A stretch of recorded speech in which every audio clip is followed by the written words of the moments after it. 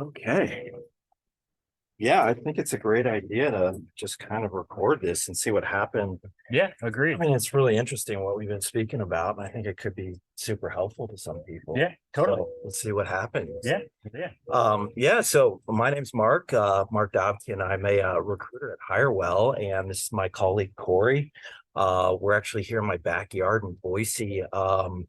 He's visiting from out of town, and both of us kind of do a lot of adventuring, I guess, in a sense. And we were kind of just talking about some of the similarities between, our adventures and also recruiting.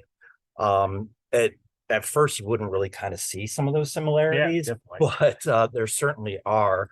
And we were just kind of chatting about some of our recent adventures. And of course, since we're colleagues, it kind of turns into a work conversation. And Yeah, before you know always. it, we're making comparisons between what he does and what I do, and also recruiting. So I'll just let Corey introduce himself and yeah, tell us about what you've been doing lately. Yeah, thanks, Mark. Yeah, Cory Kazmersky here, recruiter here at Hirewell on the managed services, managed tech team, I guess you could say. But yeah, my wife and I, we travel full time, kind of around the country, do like month-long Airbnb stays in different cities. So was lucky enough to be able to meet up with Mark here in Boise, and yeah, nice to be able to to have this conversation. Yeah, awesome.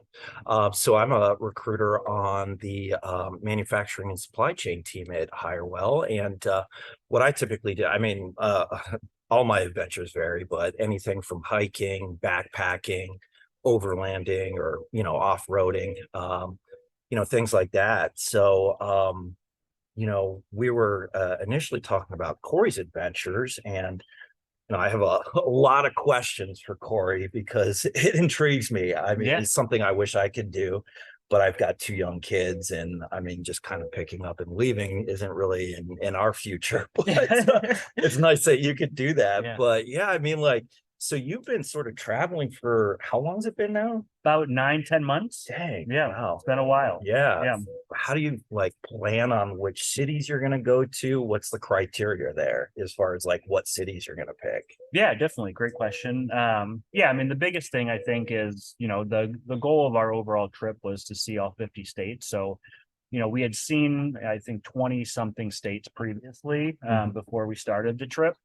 So the goal was to, hey, let's see, the rest of the 30 states we haven't seen. So we've just kind of put a general map together around some big events that we had planned throughout the year, and just kind of cruise the states to be able to check off some of the different areas that we hadn't seen. So, Yeah. In terms of just some of the things we look for when we're traveling, obviously you need to work remotely. So Wi-Fi speed, very important. Having a dedicated workspace for at least one of us Mhm. is an important thing. My wife, she has 2 or 3 monitors that she uses, and they're pretty critical to her. So having a dedicated desk or kitchen table somewhere that she can work off of and set up is Mhm. a important part of it. I'm a little more flexible where I can work out of a bedroom or wherever I need to. So just making sure we have a dedicated workspace. Some places don't offer that, ironically. So that's a big one.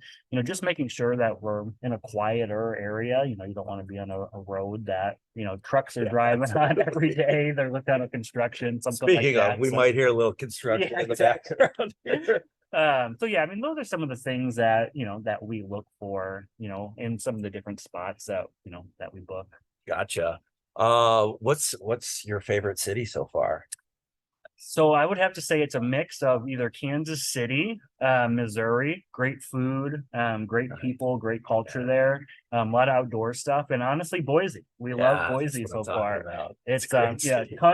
ton of green space, a lot of outdoor Yeah, stuff. It's great to be able to see coworkers on the road, so we don't get that absolutely. often. So yeah, it's been nice to hang out with you a couple different days and things like that. Yeah, So it's been yeah, a lot of fun. Yeah, I mean that's primarily why we chose to move here to Boise was just the sort of access to all the outdoor adventuring we could do around here. yeah, I mean, we've got the mountains within minutes, from here, and it's a great space I could get off grid and get lost for within an hour easily. of driving from here, and sort of, get that time alone to sort of decompress Yeah, and reset sometimes. And as you know, we need that in recruiting, absolutely. especially right now. The job market seems it's a little up and down. Little, yeah, So, just a you little. could Yeah, you sometimes need to get away a little bit. But totally.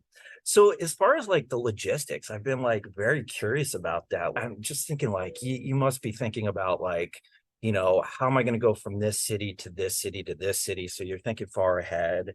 And it's like, I'm wondering like when do you start planning and reserving an Airbnb for the next city and the one after that and all of that? I'd love to hear more about the logistics there. Yeah, for sure. So yeah, I mean, I guess it's twofold. One, in an ideal world, we have all the time to plan ahead Yeah. that we want. I would ideally, in a perfect world, love to book an Airbnb like 3 months in advance. That would be, ideal. There's a lot more options. Mhm. I think prices are probably a little bit cheaper looking a little bit further out. Yeah. Realistically, it turns into, sometimes last minute decisions. Sometimes it's, we have a week or two to book an Airbnb. But yeah, I mean, ideally, like I said, the goal is to book something, at least a month ahead of time, Mhm. just to save on, some of the costs, have a little bit more flexibility there. Um, I guess, this is a recruiting show after all. So, would love to, turn that on to a recruiting front. Like I said, it's kind of like a job search, right? Yeah, absolutely. You want to ideally be able to take control of a job search. Start seeking out something new on your own terms is, kind of, I think, the ideal goal for everybody in a job search. Like, you have a little bit more flexibility when you're able to do that. Yeah, yeah. I You know, found that really interesting. I mean, the comparison between like the logistics is as far as planning your trip to like your job search. yeah, So, I mean, that's primarily why we wanted to talk about this. absolutely. So, yeah, I mean, sorry to interrupt, but No, keep no, you're going. fine. Let's hear Yeah. about it. Yeah, I mean, like I said, it's, one of those things where, like I said, you want to plan ahead. Like, Yeah, when you're looking for a new job, like ideally you're in a stable job right now and you can be a little bit more flexible yeah. with some of the things you're looking for in something new, whether it's, if you're in tech, a specific tech stack or, specific technologies that you want to work with. Is there a specific type of environment you want to be in? Mhm. Kind of similar to the Airbnb. It's like, what are our must-haves, in an Airbnb versus what's the must-haves in a job search? Like everyone's going to be a little bit different, and planning ahead gives you that flexibility. Unfortunately, right now we're dealing with a lot of the layoffs. Yeah.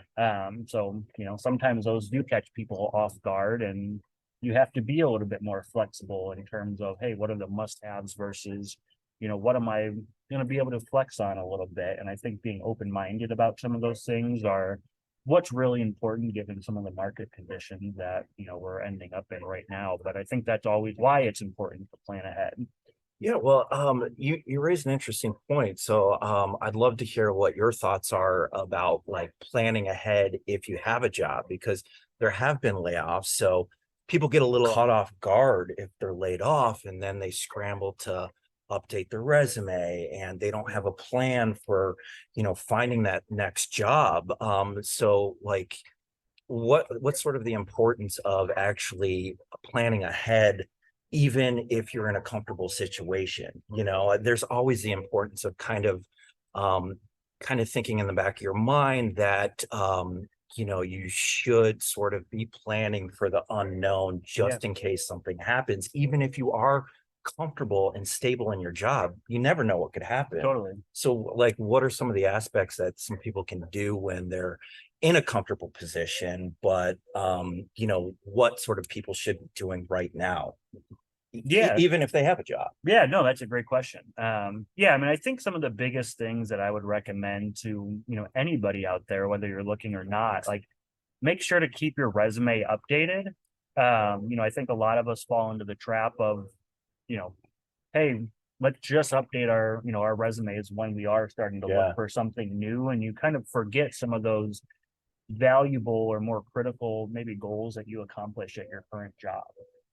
Especially, I think a lot of times, whether it's tech or sales or marketing, manufacturing, whatever it might be, I think one of the most important things I tell candidates, like on your resume, is you want to have, things that you accomplished. Hey, I did this, it saved my company X amount of dollars, X amount of Good time. point.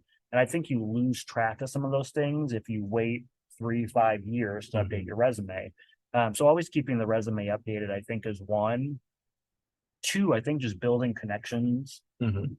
in general, either in your industry, whether it's conferences, just staying up to date with people on LinkedIn, seeing what other, competitors in your industry are doing.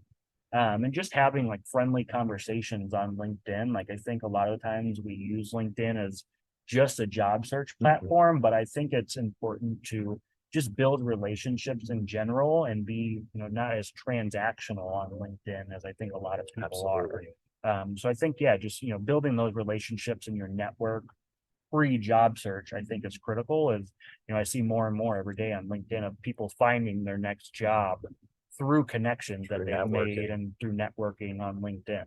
Absolutely. That's usually where I hear most of the success stories, because I speak with a lot of candidates who been on the job market for a few months, they're struggling, and I ask what they've been doing, and it's just applying to Yeah, jobs. And I mean, I guess, sometimes that works, and in the past maybe it did, but I think using LinkedIn to go a little bit further and use it for networking purposes is important, because most of the people that I do talk to who have only been on the job market for a short period of time have used their connections and yeah. used their network on LinkedIn to find that job. So I think you need to sort of take that extra step. Yeah, I think it's so critical, especially in a market today where it's so competitive. There's so many candidates out there on the market. How do you stand out? And I think it's making those connections ahead of time and building those relationships Mhm. organically and not just, hey, I need help, like give me an interview.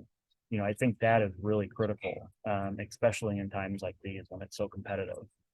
Yeah, absolutely. I think that some of the things you've mentioned are some of the things that I have in my mind as far as comparisons to what some of my adventuring is, as a Yeah, matter of yeah, that fact. was what I was So going to ask next is, just how do you prepare for some of the adventures that you take? It's obviously a little different than mine. So, yeah, yeah. So as I was saying, I had this trip planned over Memorial Weekend to go out to a place just across the border in Oregon, in southeast Oregon, called the Owyhee Canyonlands. mhm. It's notorious for having sort of like red, muddy clay if it rains. So I had been planning this trip with my friend for 2, 3 months. I'm sort of now getting into overlanding, which is essentially sort of off-road camping, Yeah, similar to backpacking, but with a car, yeah, so absolutely. we had been planning this for months, and I'd been looking at the weather sort of the week of, and come to find out there was going to be some storms over that weekend, and they were going to be hit or miss. But me not having enough experience and it being super muddy out there, and even the most skilled overlanders can get stuck out Totally. there. Yeah, it's dangerous. So it's important to, when you're overlanding, go out with a group of people or at least one other car, just in case you get stuck. In this case, it was just going to be me and my friend. Sure. So we wouldn't have another car, but of course we'd have communication, a GPS, two-way receiver, and navigation and all of that. But I guess the point is that I needed to come up with a backup plan. Sure. And I'm always, every adventure I do has a backup Yeah, plan, you whether have it's to. backpacking or overlanding, hiking, camping. There's a backup plan with a camp spot A, B, C, D, and E, Yeah, just in case one is filled and the next one is filled or whatever. But for this particular trip, we needed a backup because I wasn't about to risk going out there and even getting stuck in a little bit of mud. Yes, we would have had communication, yeah, but I mean, it's far out in the yeah, sticks. I mean, it's and there could have been likely a chance of not seeing anybody for a full day, yeah. maybe even That's the the last entire place you want weekend to we were get out stuck. there. Yeah. So, I have the emergency Garmin InReach Mini, where I could call emergency services to rescue us, but still I'm not going to risk that. So I needed a backup plan, Sure. right? So I found a place that we could sort of off-road and camp out in the mountains rather than down in the desert and the canyon lands. Whereas the mud isn't as notorious, Sure. and we wouldn't get stuck. So that was sort of the backup plan. But like I said, in every sort of aspect, every adventure I do, there's always some sort of backup upon another one. Sure. If that means like, I have digital navigation, but I also bring a printed map as well, just in case Yeah. phone dies, or if I have navigation on my car, the car doesn't start, whatever it is, you got to have a map. Um, or if I'm out of cell phone service and I can't get in touch with emergency services or my wife and kids just to talk to them, Sure. I have the two-way satellite receiver where I can actually text my wife through an app on my phone using the satellite system. And then I can also use the navigation through that if I'm, out of a service area. So there's always these backups. Yeah. And, like Cory and I were talking about, I mean, same goes true with your job search. Yeah. There's always important to have I backups. like I said, I talk to people that have been looking for work for a while, and it turns out they're only just applying to jobs, Yeah. and they're blindly and massively applying to hundreds of jobs, and it's not working out for them. So my next question is, well, have you taken a step back to sort of reassess what's not working? Yeah. And some people don't, do that. So it's like, what is the plan B, right? Yeah, absolutely. If plan A is just applying to jobs, what's your plan B? And to some of your points, it can be using your network. Are you optimizing your LinkedIn? Are you sort of reviewing your resume again to see, maybe perhaps you need to be taking a look at a job description and cross-referencing it with your resume. Definitely. And finding, a lot of keywords to add to your resume, as long as they make sense legitimately for your Sure. background Yeah. You don't want to and make your any skill steps. set, right? But are you making sure that some of those common keywords for the type of jobs that you're applying to are on your resume and on your LinkedIn? Because guess what? I mean, that's primarily what we're using to find candidates. Absolutely. We grab a job description and we look for those keywords that are going to be commonly found on somebody's profile or on their resume, and that's how we find candidates. So are you doing that to be able to have recruiters find you? Yeah, I think that's critical. Something else you can be doing is using your network to join groups within your industry, start to talk with people within your industry, find out where they work. Maybe you have some companies in mind that you want to target, that you really want to work for. So find some people that work for those companies in those groups that you've joined, or just reach out and connect with some of those employees at that organization, and start up a brief relationship with them, start Absolutely. talking to them, get to know them a little bit. And that way, when a position does open with that company, that person Totally. maybe well enough that they'd be willing to share your resume with the talent acquisition team or the hiring manager, perhaps. Absolutely. Yeah, I mean, it goes, kind of like the planning ahead. If there's jobs or companies out there that you would love to work at one day, reach out to people like, hey, can I spend 10-15 minutes just to chat with you about what it's like to work here? Like, maybe it's not a place, you talk to somebody and it's not a place or an environment that you feel you would fit in. It might be a company you're interested in, but maybe it's not the right environment for you. Absolutely. You can get to know the culture as well before you even apply for the position, which is a great point. Some other things you can be doing is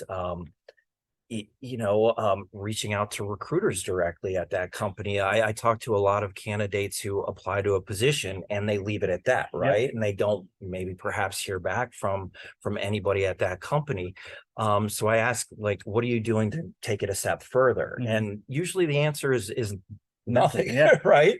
So, what can you do to reach out to a recruiter as your plan B? Craft a detailed but specific and short message to a recruiter. There's nothing worse than reaching out to a recruiter and saying, hey, here's my resume.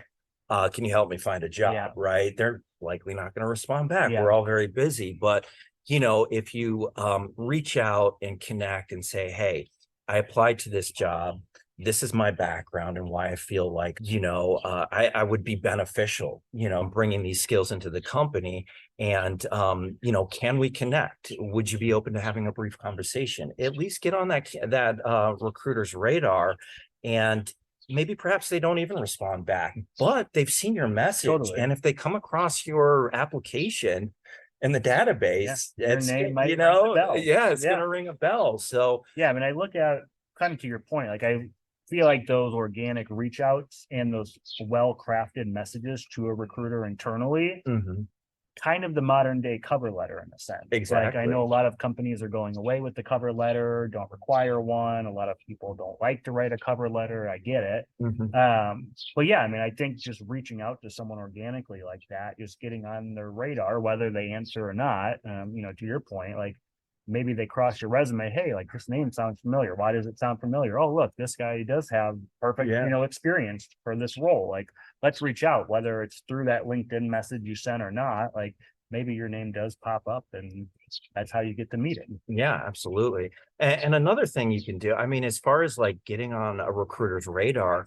if you're targeting a company that you're interested in and you follow that company on LinkedIn, a recruiter on our side, if they come across your profile in their search for, your type of background, they're going to notice that you follow the company. So they're going to be eager to reach out to you because, for one, they've identified you as being a fit through those keywords. Totally. But two, they see that, hey, this person's actually interested in our company. Yeah. So, likely I'm going to get a response back Absolutely. from this candidate. So if you follow the company, that's good for the recruiters to see. But additionally, if you're targeting that company and you follow the company and you set up alerts, if you're struggling to apply and you go to apply and you see hundreds of other candidates are applying to that position and that discourages you, set up alerts for a company because then you'll get alerted to when a position opens. And then maybe perhaps you can be one of the first to actually apply. Yeah, absolutely. Yeah. And setting alerts on LinkedIn, I would say, are so critical if there are companies that you're interested in. Again, it goes back to just kind of that planning ahead. You don't have to be on the market and looking for a new job to, set up a job alert. Just because you set up job alerts, you don't have to necessarily be open and looking for something new, but it allows you that, again, flexibility to plan ahead if you need to. Yeah, absolutely.